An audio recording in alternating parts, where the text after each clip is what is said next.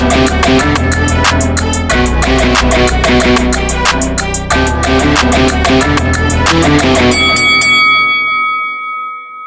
guys, welcome to Boxing Squared for boxing news and views from around the internet. Tyson Fury's trainer Ben Davison has really set the cat amongst the pigeons with his comments that a rematch between Tyson Fury and Deontay Wilder is far from a sure thing. So I'll get to his comments and then some thoughts, and also a quick look at what a backup plan might look at should Fury decide for whatever reason to take a break and let Wilder face someone else next. But also bear in mind, some of this could well be a public negotiation tactic to jack up Fury's cut of the rematch pie. So let's get into it. Buckle in. Let's go. Speaking to Boxing Social on its new podcast, Ben Davison by phone, he was asked, is the rematch happening? And he responded, no, not really, because we have to look at a lot of things, because going over there again is a big risk. We've already seen it's a big risk. You need the big rewards. You have to look at the numbers it's done, and do we do it over here? You know, we've already been over there. Do it over here, and if we do it over here, it has to be a stadium fight, which probably means it would be in the summer, which probably means Tyson would need to get out before then. So there's lots to think of, lots to look at. We have to assess the situation first. And then Davison went on to say in further questioning that his own personal view is Deontay Wilder and Anthony Joshua need to fight next, and that Tyson Fury should fight the winner. And he said those two should step up to the plate. He referenced it being 3 years they hadn't got the job done, and he added that if Fury hadn't have stepped in to fight Wilder, then it would have been a shambles for the heavyweight division, but because he did, it took the heavyweight division to another level. And Davison, towards the end there, he also addressed the criticism from Freddie Roach over his corner instruction on the night of the fight. Davison, actually, it was a very classy response, very diplomatic. He explained every trainer has their own style and preferences, and that Roach, since the news is broke, has called him by phone and apologised, saying that he didn't mean it in the way that it came across. There's certainly a lot to unpack from Ben Davison's comments to the Boxing Social podcast. That was the inaugural podcast. Go check it out if you already haven't.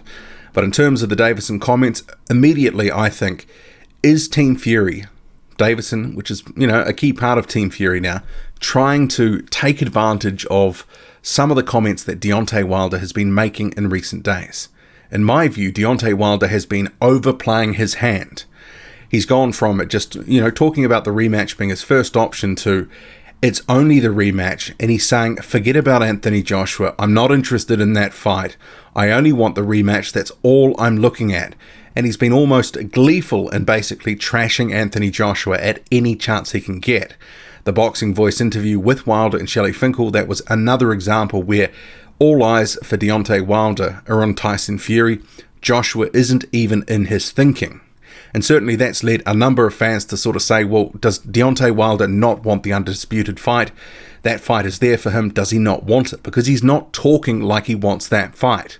But Deontay Wilder is saying, Fury, look, we got to do this rematch. We've got to get this done. Settle what was a controversial result, the split decision draw. And fans, I want to see that rematch, but I also want to see undisputed. So, there's kind of a bit of a push-pull between the two fights. But Tyson Fury, he said some things about wanting the rematch, but he hasn't gone nearly as far as Deontay Wilder has. Deontay Wilder has gone all in on the rematch. So publicly, he is a little bit exposed out here on a limb, because if Tyson Fury really decides with his team, okay, well, let's turn the screws here, they might be able to get some more cash from a rematch. Because remember, in that first fight, Deontay Wilder was a slight A-side in terms of the money that was, given to each fighter. His purses and the guarantee and such, slightly bigger than Tyson Fury. And with a rematch likely to do much more business than the first fight, especially given the controversy and that the first fight has, made these guys known a bit more broadly than they were before, Tyson Fury will want his cut of the pie. I'm sure they won't want to just go in on the same terms with Tyson Fury getting less than Deontay Wilder. I imagine they'll be at least pushing for an even split of the pie. Tyson Fury, potentially, he may think that he's even worth more than that. And potentially with some of Wilder's comments, maybe Fury could negotiate his way to an even cut, or who knows, an even slightly bigger cut. We just don't know with these things. But with Deontay Wilder coming out so strongly, trashing Joshua and saying the rematch or bust, that certainly gives Tyson Fury some negotiating power at the negotiating table. But you'd have to imagine that while Ben Davison is certainly talking it down a bit, he's saying, nothing's set in concrete, we may not take that fight.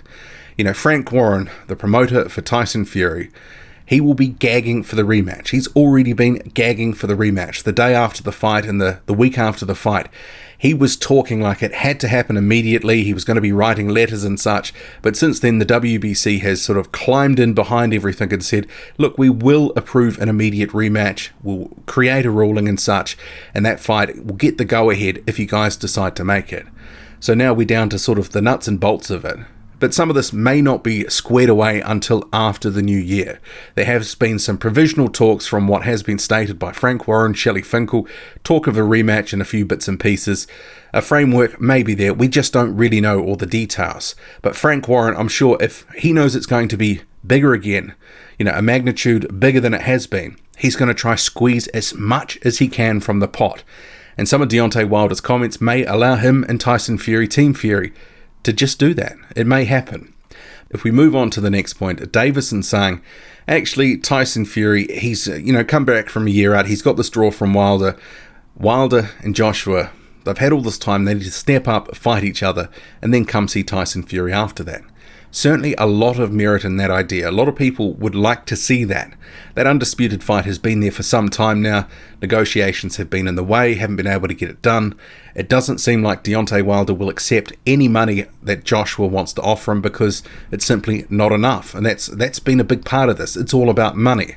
For all the posturing from both sides, at the end of the day, it all boils down to money, and that often is what gets fights made or doesn't. It's just as simple as that. If there's enough of it on the table for someone, they'll go, okay, I'll take it. How much is enough? We just don't know. But I don't want to get too much into this because it's been done to death. But Wilder and Fury, if they have the rematch, I'm okay with that.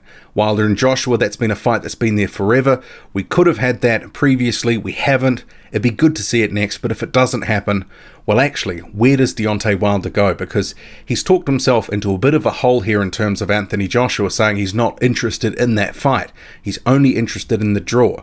And if he's not willing to negotiate, to a fight with Anthony Joshua because of money or whatever, ego, who knows, well, we have to look at the what next. And you'd have to imagine the WBC would enforce its mandatory if the rematch isn't done next and unification is not an option. Dominic Breazeale waiting on the shelf for a year or so now, and he's been back out publicly saying, look, I want my title shot. You guys need to give me my title shot. You've been making all these concessions for Deontay Wilder to fight whoever else, but I'm in the queue. I have been in the queue. Let me fight this guy. Let me get it out of the way. And I do have some sympathy for Dominic Breazeale, but there certainly is an argument. In a recent video, a number of people brought it up. Breazeale could have been off taking other fights in 2018, and certainly that's a very valid point. And who knows what will happen after this fight with Dominic Breazeale and Carlos Negron, and also Dillian Whyte and Derek Chisora. The WBC has said it will make a ruling that will deal to the mandatory status of the division, which potentially means they could order a interim title fight. We'll have to see there, but that may not be needed if Joshua isn't in the equation, Fury isn't in the equation, and Wilder has to fight someone else. You'd have to imagine that Dominic Breazeale is the next cab off the rank. I know it's not a fight that everyone wants to see, but the mandatory system is in place for a reason. And a lot of these sanctioning bodies, they game it like there's nobody's business. And you can certainly argue in this situation, Breazeale got to the mandatory situation by a sort of funny sort of route from the WBC. But it's in the books now. Breazeale is the mandatory. They're going to have to take care of that sooner or later. But another guy that could potentially be in the mix is Luis Ortiz. So if Wilder doesn't fight Breazeale, Fury and Joshua aren't on the table for whatever reason, then Luis Ortiz shapes as an obvious option. Rematch Deontay Wilder. They obviously had a very close fight in March 2018. Wilder eventually won by knockout, but he was hurt badly in the 7th round. He was only seconds away, maybe 30 seconds away, maybe less, from being stopped. And there was some controversy too in that fight, given a few extra seconds before the 8th round. Doctor coming in after the bell had rung to call him back to get checked. Gave him a few extra seconds to recover. Luis Ortiz after that couldn't manage to get him out of there. Deontay Wilder recovers and beats him. And Luis Ortiz has, certainly been lamenting the fact that, he had the chance, he made some mistakes, and he could have got the job done, got him out of there, but he made some mistakes that ultimately led to Deontay Wilder winning that fight. I think age also caught up with Ortiz, 38 years old at the time of the fight. His legs, by the 7th, 8th, 9th round, started to gas visibly. He just couldn't keep up that same pace, especially after that frenetic round 7. So Luis Ortiz a rematch, but you'd have to ask yourself, if Fury and Joshua are not in the picture for whatever reason, can Deontay Wilder still be on pay-per-view? Is Luis Ortiz and Deontay Wilder a pay-per-view fight? I'm not quite so sure. If Luis Ortiz spoke English, was a good trash talker, given, his reputation and whatnot, the controversy from the first fight, the good effort that he put up, you could argue that actually they could sell that and build that. But because he's not exactly a ticket seller, he doesn't have a massive profile because he doesn't speak English, he doesn't really bring much to the table in a promotional sense, I don't know if that would be on pay-per-view. I think the only 2 pay-per-view fights right now for Deontay Wilder is Anthony Joshua and Tyson Fury. And certainly Deontay Wilder is invested in getting back in the ring with Tyson Fury because he knows that that will solidify him as a pay-per-view fighter in the United States.